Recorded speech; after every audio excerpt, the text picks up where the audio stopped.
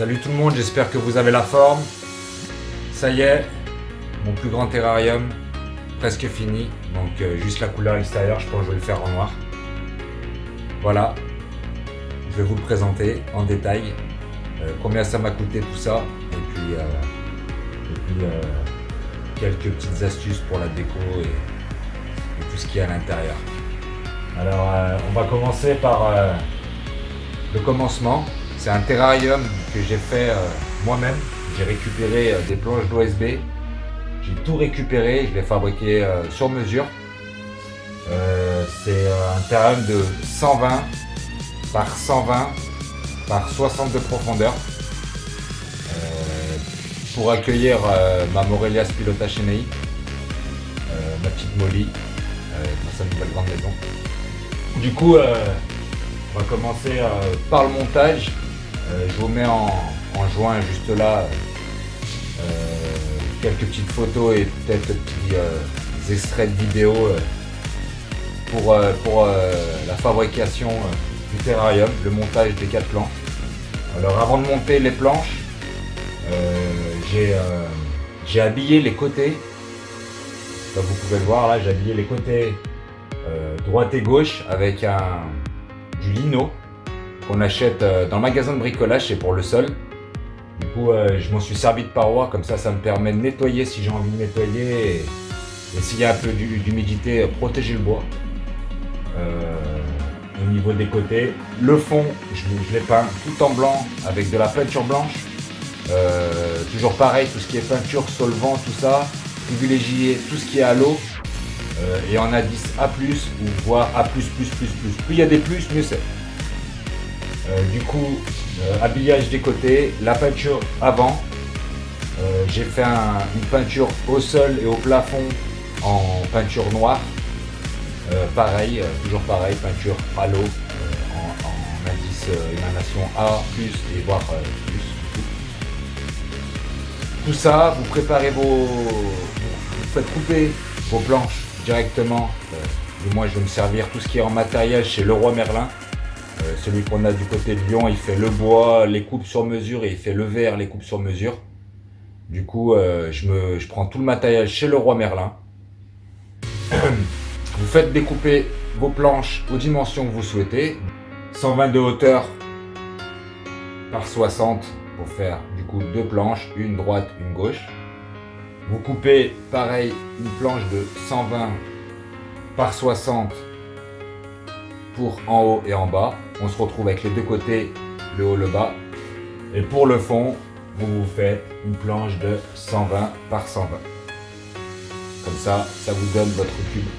Et pour la partie de devant, si vous souhaitez, comme moi, ici, j'ai fait un retour. Parce que je me suis servi, là, il y a 3 vitres. Je me suis servi en fait d'un ancien terrarium qui était divisé en deux, qui faisait 150 par 60 par 120, divisé en deux. Du coup, je me retrouvais avec 4 vitres. Et vu que c'est des vitres de 5-6 mm d'épais, je voulais pas les jeter. Alors j'ai dû faire une petite bricole en faisant un petit bandeau en haut et un petit bandeau en bas pour que mes vitres s'adaptent à mon nouveau terrarium. Pour la face avant, si vous souhaitez faire des petits retours, vous vous faites couper vos planches de la longueur du coup 120 par la hauteur que vous désirez. Pareil pour le haut. Et ensuite, vous vous faites découper vos vitres. On se retrouve avec le caisson. Ensuite, j'ai habillé mes côtés de mon sol vinyle que j'ai récupéré chez moi. Il me restait des chutes. Du coup, ça m'a coûté 0 €. Les OSB, moi, ça m'a coûté 0 € parce que j'ai récupéré un terrarium pour récupérer toutes les planches. Ensuite, la peinture blanche. Bien sûr, comme je vous ai dit, à l'eau et en A10 A+. Pareil, les peintures noires à l'intérieur. Je peins pour réduire l'absorption de l'eau dans le bois en fait. Ça permet d'avoir une petite couche isolante. Du coup, c'est pour si vous mettez de temps en temps des pulvérisations, le bois il va pas prendre. la peinture va faire son travail d'étanchéité, plus les plaques, à la base c'est fait pour le sol. Du coup c'est lavable et lessivable, du coup c'est super cool, c'est des plaques sol qui sont adhésifs, tout ça. On enlève l'adhésif, on colle, on attend que ça sèche, c'est fini. Après sur les ouvertures, pour trouver ces styles d'ouverture, je vous mets tout ça en vidéo derrière, en photo. Ces ouvertures, pareil, le Roi Merlin, c'est des aérations basiques, vous en retrouvez dans tous les magasins de bricolage. J'ai fait 4 aérations, j'en ai 2 là, 2 en haut, et la même chose de l'autre côté. 2 là et 2 en haut.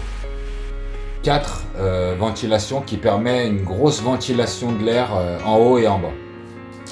Ensuite, vu que c'est pour ma Morelia et qu'elle a des grosses tendances à être arboricole, j'ai décidé de lui faire un plafond chauffant. Alors c'est simple, c'est un tapis chauffant qui est sur le plafond du terrarium, tout simplement, qui fait à peu près la longueur de la hauteur du toit, relié bien sûr à un thermostat, un régulateur et un thermostat. Voilà, pour tout ce qui est partie électrique. Après, là-haut, j'ai mis 2 néons LED de chez Action. Pareil, à peu près, c'est 5 € le LED. Ça nous permet d'avoir la lumière à l'intérieur. Pareil, relié au thermostat. Moi, j'utilise le thermostat Trixie. Du coup, je peux régler mes températures point chaud, mes températures jour, mes températures nuit et mon éclairage. Ça, c'est un peu ce qui est la partie électrique. Ensuite, tout ce qu'il y a à l'intérieur, la déco centrale, par exemple, c'est toutes des branches que j'ai récupérées dehors. La branche qui est ici, là, pareil, c'est une branche que j'ai récupérée dehors, que j'ai tout vissé par contre au terrarium sur les planches pour que ça soit fixe.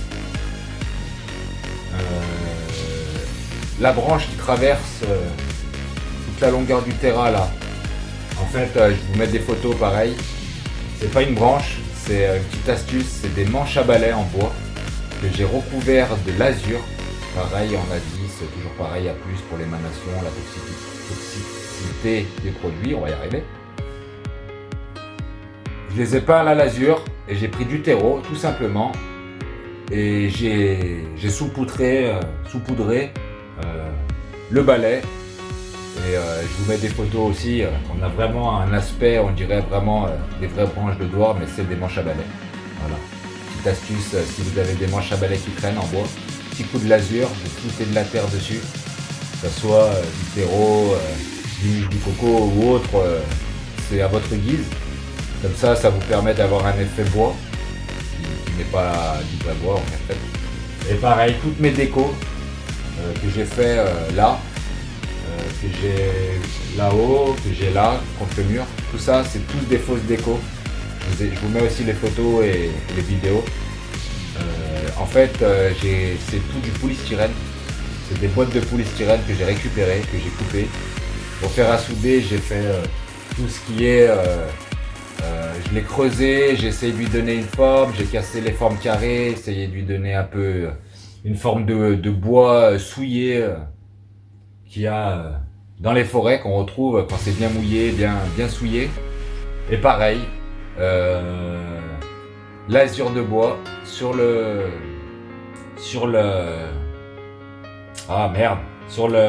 polystyrène et la terre, et vous laissez sécher. Par contre, le séchage c'est super long pour qu'il n'y ait plus d'odeur, pour qu'il n'y ait plus d'émanation.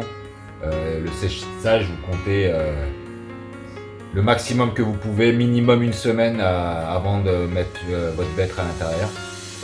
Voilà la petite astuce déco pas cher, polystyrène, lasure, et vous mettez de la terre dessus, vous avez ces effets branches si vous ne trouvez pas des branches pour faire tous des supports.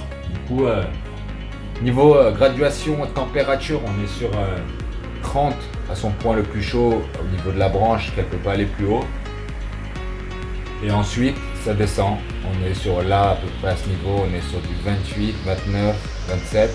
Et puis on descend, et puis on se retrouve en bas à la température de mon salon, qui est à peu près de 22 degrés. Au sol, chips de coco, je vous mets la photo, le bon plan, c'est en jardinerie. Ils nous vendent ce sac que je vous mets là de fibres de chips de coco. C'est la même chose que ce qu'on retrouve dans les magasins. C'est la même chips de coco si vous voulez qu'on retrouve dans les magasins spécialisés dans le reptile. Mais là, les 60 litres à 13 euros, on peut en faire des terrariums. On la reçoit, elle est mouillée. Mettez-le dans le terrarium, faites-la bien sécher avant d'introduire la bête. Et pour l'instant, j'ai pas de soucis avec ce sac-là. On va voir avec le temps. C'est la première fois que je teste la chips de coco. D'habitude, je suis tout au Litaspen.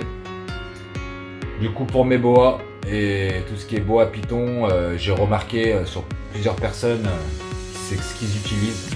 Moi, sur mes cool-up, du coup, je reste sur le Litaspen et sur tout ce qui est python boa, chips de coco. Voilà pour substrat. Les plantes, là, un petit potos. De l'autre côté, une super belle plante que j'ai vue au magasin, du coup j'ai craqué. Et ça rend super bien, ça ramène un petit côté jungle dans le terrain. Je vous mets pareil le nom de la plante et le prix, ça a coûté à peu près une vingtaine d'euros. Et puis voilà, totalité de l'histoire. Le tapis chauffant, je ne l'ai pas payé parce qu'on me l'a donné. Le thermostat, de toute façon, quoi qu'il arrive, on n'a pas le choix, il faut l'acheter, le thermostat. Les branches dehors. Le polystyrène, vous en retrouvez, on vous le donne dans les magasins de poissons, n'importe où, on vous donne le polystyrène. En tout ce qui est en peinture et vernis, je dirais, vous comptez aller large 30 euros. Comme ça, au moins, vous achetez du blanc, du noir, du vernis. Vous pouvez acheter pas mal de pots avec 30 euros. Les astuces des branches et des manches à balai, on en retrouve dehors, même limite. Voilà. Là, avec ça, vous pouvez faire déjà toute votre déco. Le bois, vous récupérez ça dehors. Pareil. Vous vissez tout dans le terrarium en bois. Comme ça, c'est fixe. Et il n'y a pas de risque de basculement de décor. Vous avez 13,50 € je crois, les 50 litres de chips de coco. Et les plantes qui coûtent le plus cher, 20 € à peu près, et 20 € le potos. Ça vous fait 40 € pour l'ensemble du terrarium. Moi, ce terrarium, il m'a coûté réellement 40. Allez, soyons fous, 100 € pour avoir un 120 par 60 par 120. C'est énorme. Du coup, voilà la petite présentation. Je vous laisse un peu quelques images et puis j'espère que cette petite présentation et ces petites astuces déco rendent service à vous la team. Et puis comme d'habitude, on like, on partage, on s'abonne. J'ai mon compte Instagram, toujours pareil. Je fais des lives et je partage beaucoup de photos et des petites vidéos. Sur ce, on se dit à plus. Merci pour la vidéo et puis bye bye.